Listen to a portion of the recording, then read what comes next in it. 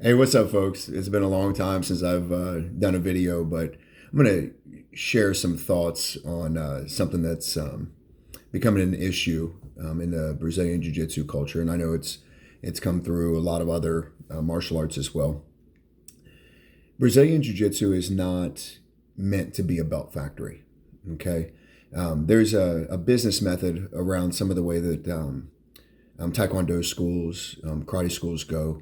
Um, it's an ROI method, a return on your investment type of method, or it's a dollar out method for students, meaning that every student that goes to black belt in Taekwondo, um, this is how much money they're going to make off of each student. So, you're going to buy a belt, you're going to pay for a test each time. There's going to be, 15, 20 belts, standard belts, and then you're going to get into all these other black belts, and you need a pre-black belt uniform, you need a black belt uniform, you need this type of belt, you need that type of belt, you need this testing, this fee.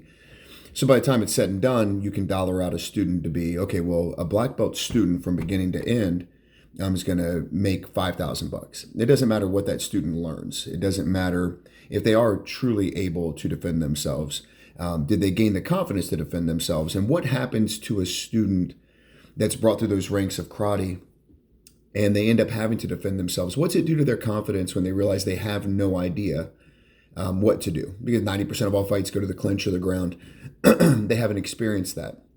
And the reason they haven't experienced this is because it's too hard. Jiu-jitsu's hard. Wrestling's hard. Why do you think you don't have as many folks going out for jiu-jitsu? That's literally a small part of martial arts in general. Like if you look at all of the different martial arts that are out there, you'd see that jiu-jitsu probably owns 3 to 5% of those students that do martial arts actually do jiu-jitsu. Now you look at that 3 to 5%, and what percent of that small group actually stays with jiu-jitsu? It's not easy, but it's not meant to be easy. But the reward that you get from jiu-jitsu is different. The journey that you take is different. You've got 5 belts on the adult side. It's different. You're going to feel different. You're going to earn differently. You're going to wake up differently. It's going to change your life. Like I'm not speaking from a point of not knowing. I'm telling you what jiu-jitsu will do for you. That's why jiu-jitsu school owners will never be breaking the bank. Like they're always going to have other jobs. They're always going to have a side hustle. They're going to be doing privates, like a billion privates. They're going to be doing all these other things because jiu-jitsu itself should have no hidden fees. If you're going to a school that is surprising you with hidden fees, this and that, different belts, sub belts, this uniform, that uniform, that you have to change out, I'd question where you're at. Someone told me the other day that there's a difference between old school jiu-jitsu and new school. And I 100% agree.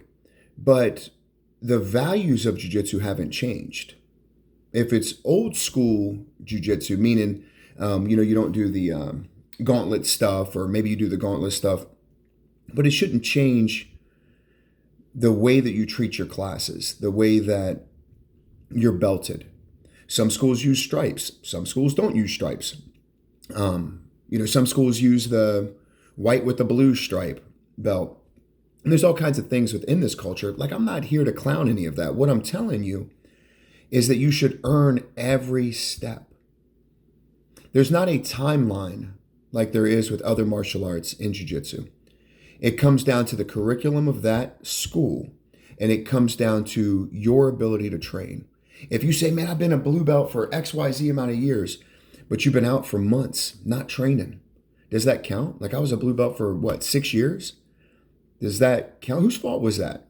Like, no, I wasn't going to come back, and no, my instructor, Leonardo Dalla Costa, wasn't going to throw a freaking purple belt on me because I had been sitting in my house getting fat for 6 years as a blue belt. No, that's not the way things work. And if you're coming to expect that that's the way it worked, that instant gratification, that give me a trophy for everything, that's not what jiu-jitsu is. Embrace this grind. Embrace this culture, and it will change your life. You'll be better at work. You'll be better with your family.